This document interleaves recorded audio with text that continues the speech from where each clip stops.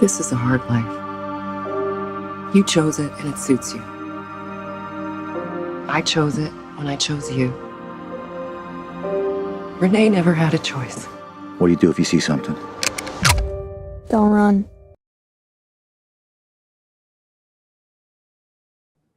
Shawn, how's it going?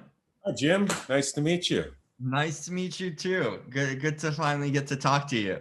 You too, man. It's a hell of a tree you got there. I just put it up. It's a real tree, first of all. So I dragged it in myself. And then my mother, of course, helped with the decorations because I wouldn't be able to pull it off. Nice. Well, she did a bang up job. She certainly did. Yeah, she deserves credit for that. Where are you at currently? I'm in Winnipeg, Manitoba. Okay, that's a familiar spot, right? Under code red lockdown. Is it? What is it like by you guys out there? We had an uptick in cases, so we're trying to be as responsible as we can about it, and we just shut everything down. I think schools are going, but yeah, all the stores are done. Christmas has been officially canceled. Wow. Yeah. You guys are you have a mandate to stay at home in that sense? Yes. I don't know what the exact rules are or what laws are preventing. People are getting fines for having groupings or groups of than what's allowed. So there is no Christmas then in that case, if it's gonna last till then. No Christmas. That's something. Christmas. Yeah, for sure. I mean, wow. Well, in that case, at least I'm glad that you at least have something positive to talk about, a movie, and we get to connect here. So that's nice. Yeah, that's a consolation, is having a movie coming out on the 18th. No question. I spoke to Camille yesterday, Summer the day before, so I feel like I got a good sense of where everyone's coming from.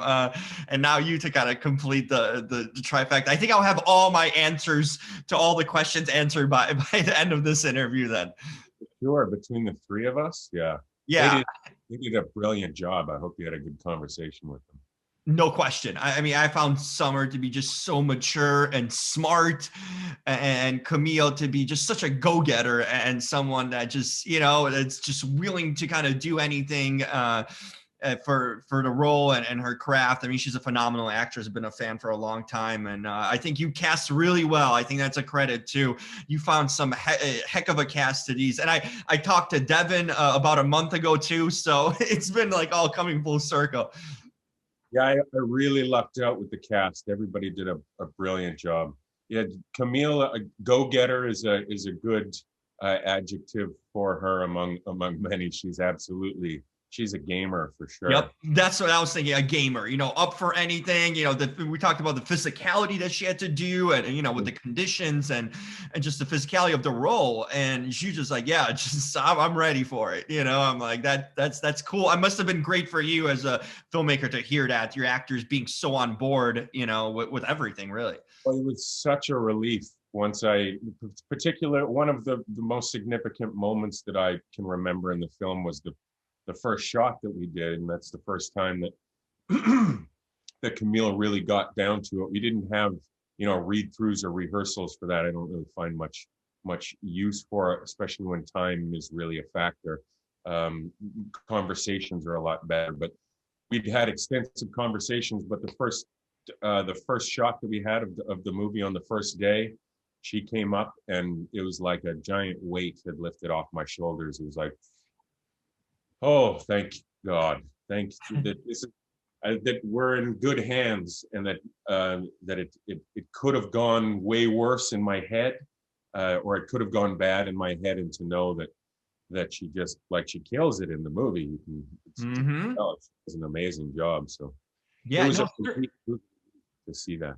Certainly. I mean, even Summer, for such a young person talking about handling a gun and all that, it's like, wow, that's everyone on this cast, you can tell, even through my conversations, had to be up for it because, there was things asked of them and they did it, and they went through it. So that's a lot to say without any, a lot of actors maybe potentially could have said no or backed out of certain things, but you can see on screen, they really went for it. Yeah, we were essentially just camping with a camera. We were out in the deep wilderness often, with really thin supply lines and no electricity or running water and stuff like that. And for actors who are, I'm sure, used to the normal amenities of filmmaking, because they're fairly accomplished and Right. experienced actors, for them to go in there and just like, not only did they go in, but they went in with no complaints and with like gusto. Actually, there was, you know, when disasters would happen, like I'm sure they told you about the snowstorm that we had. Oh no, they didn't actually. We had one of the biggest snowstorm. We had the biggest snowstorm for that date in our province's history. Down on us on the third to last day of the shoot, and it was it shut down all productions in the city. Wow. And where we were within one day, like in the movie, there's a lot of beautiful foliage, and it's all in autumn, and there's beautiful orange and burnt colors. Right. And that one day stripped every single leaf off of every tree in the forest and left a massive amount of snow. So we were lucky enough to have shot all of our exteriors by then. Wow. We were basically on the endings of the movie. But yeah, hopefully you don't see mounds of snow. And we were pretty successful in staying away from the trees that were just looked like bones sticking out of the ground. As I mentioned to them, you know, the setting of this, the locations, which I'm going to ask you about, they're a character in a movie, because without that forest, that vastness, it totally lends into the character of the movie. It's such an incremental part, because without it, I don't think you have this sort of movie. It's a different movie in that sense. How did you find the locations? Because I thought they were just very mysterious and beautiful, and there's so much you can say, like you describe a character about the setting where this all takes place. Tell me kind of your research involved, and I understood there's a few locations, few parks that you guys filmed in. Tell me about how you go about finding it, because it really played in perfectly into the story in the film. Well, you're exactly right. The intention was to almost make the I mean, it's a bit of a cliche, but to make the wilderness as part of a character, Yeah. or to make the environment palpable. And the environment in this story is really harsh and unforgiving and uncaring, essentially. And so to shoot that stuff, we had to go out to those places. We couldn't really duplicate it in areas that were closer to civilization. And so it was super tough. We had to go out to those areas and film, and it was just like we were talking about before, the challenges of being so far away from supply lines and things like that. But it was just a process. It was the location scouting process. Before I knew that the movie was going to be made in the was going to be a fall production. I knew that in the springtime, and so even before the movie went into pre-production, I was already going out with a couple of members that I knew would be on the film crew, and we would just go out into the wild and look for places that were appropriate. You know, when you're working with the wild's got its own mind in a sense, and some things you can control, as you would on a set, you know, as a constructed set. How do you kind of factor in all these factors that there's so much unpredictability working in nature like that? And like you mentioned, even with the snow thing, was that sort of daunting in a way, or exciting at the same time, to know that the nature kind of dictates you, not the other way around? Yeah, that was a constant challenge all the time, and you know, even coming down to like not being able to haul a dolly up a set of oh, I'm sorry, I just lost my train of thought. Could you repeat the question? Yeah, like just like the nature being so unpredictable, and you know how much, in a sense, anxiety did that give you, worry, but maybe excitement at the same time, knowing that there's so many factors that could come up that you might not be able to control, and things you need to navigate through.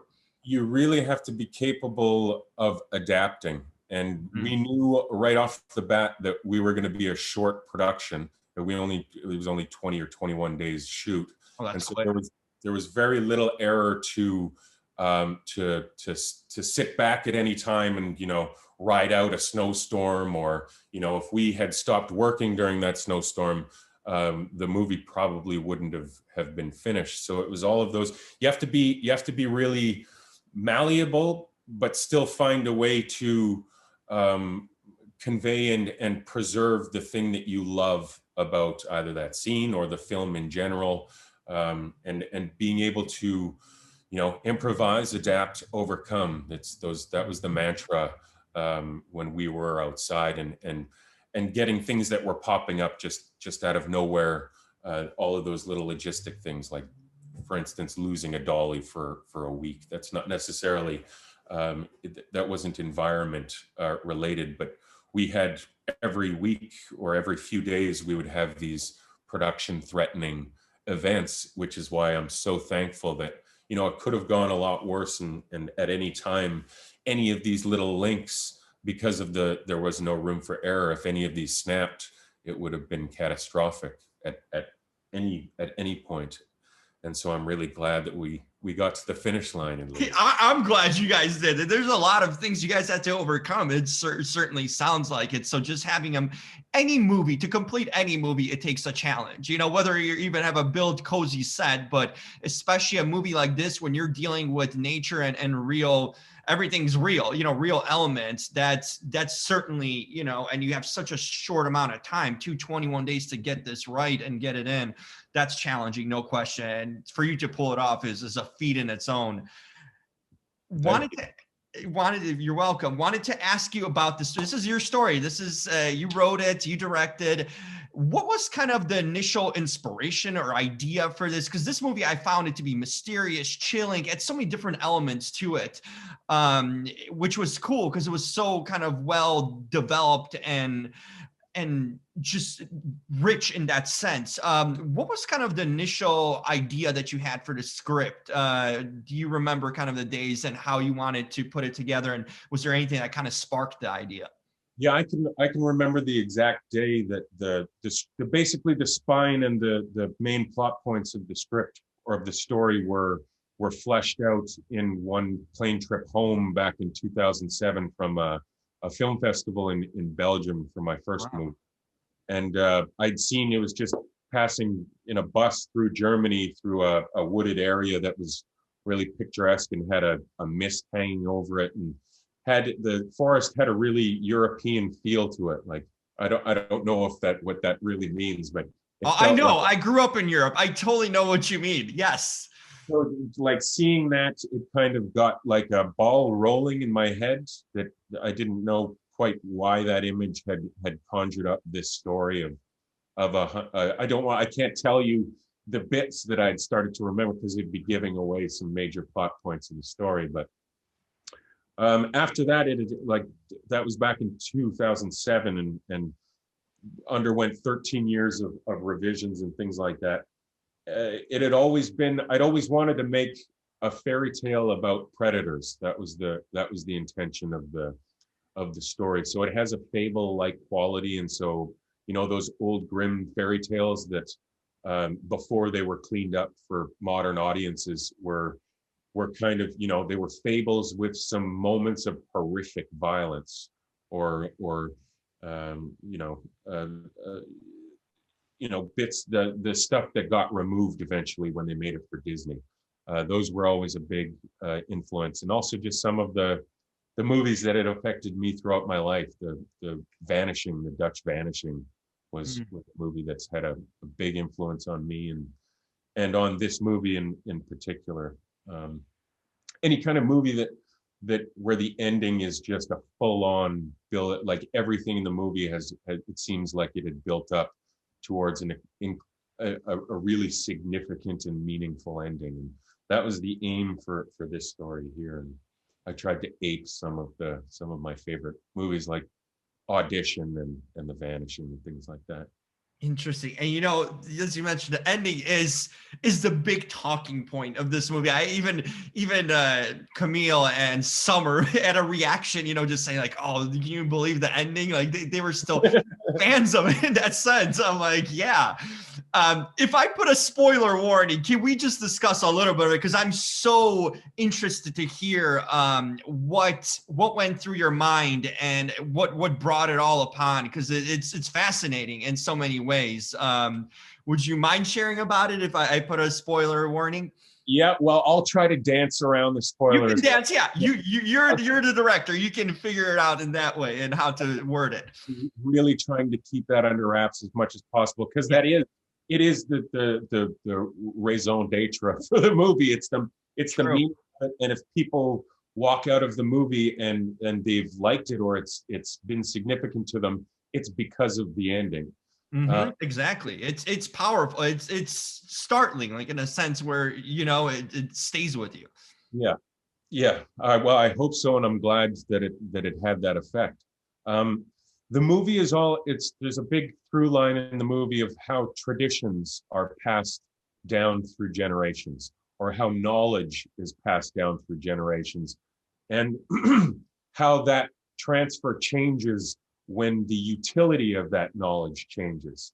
For example, the tradition of hunting. What does it mean to pass down trapping skills to somebody in a world where trapping is no longer desired or sustainable? What happens to those kinds of traditions?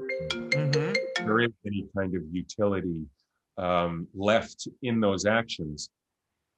And so you see a lot in the movie, you see a lot of, the father is passing down the knowledge that he'd learned from his father down to his daughter, his only child. And it's the stuff that he thinks that she's going to need to survive. And as the movie progresses, it kind of moves in reverse, because there's things go wrong, and people and Merceau, the husband character, spends some time away and forces Camille's character to assume both roles of providers. And so it's but after that it kind of gets reversed, because Camille has to start learning about the things that her husband is good at, and the only source of that knowledge without her husband is her daughter. So her daughter is able to pass along the knowledge, and it's what she does with that kind of knowledge. And again, this is where we're getting closer to the end, but it's very significant how Camille came to that point and was able to do what she was. The thing that I want people to get out of the ending when they come out is kind of an ambivalence towards the violence that they had just seen. It does have a very much a vengeance element to it, and I'm not sure if it's justified or not. That's kind of the question that I'd like people to be thinking about, and to ask themselves how if they can make this justified something horrific, then what does it mean for them? What are their real attitudes towards violence and death and being a predator? And so that was the significance. It really, when you watch the movie, hopefully you look back at the film and you think there's no way that it could have ended in any other way than this. Like, you could see how it was all kind of leading up to it. And it's not the gore that's going to get people. People see gore all the time, and I've seen way grosser movies. It's just like the significance. Hopefully by then you've really started to care about this family and are really concerned for them. And so when that kind of thing is upended, then, all bets are off.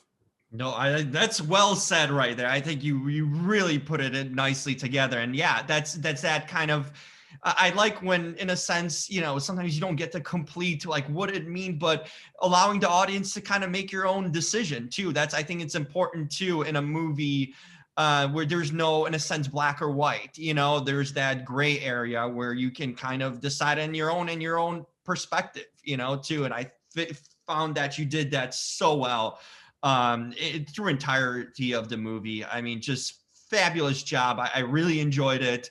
I really enjoyed talking to you, Camille and Summer. I think you brought a terrific cast together that really made this story come alive in so many ways. And I would definitely spread the word on this film, because terrific job all around, Shawn. Good, man. I appreciate that. Thanks. Absolutely. Well, stay safe and healthy out there in Manitoba, right? Yeah. There you go. You have a Merry Christmas with that tree of yours. It's going to light up at night, so at least I got the lights on it too. Well, definitely Merry Christmas to you and your family too, and hopefully get to catch down the road, catch up again and talk to you. For sure. Thanks a lot, Jim. Take care, Shawn. Bye-bye. Bye-bye.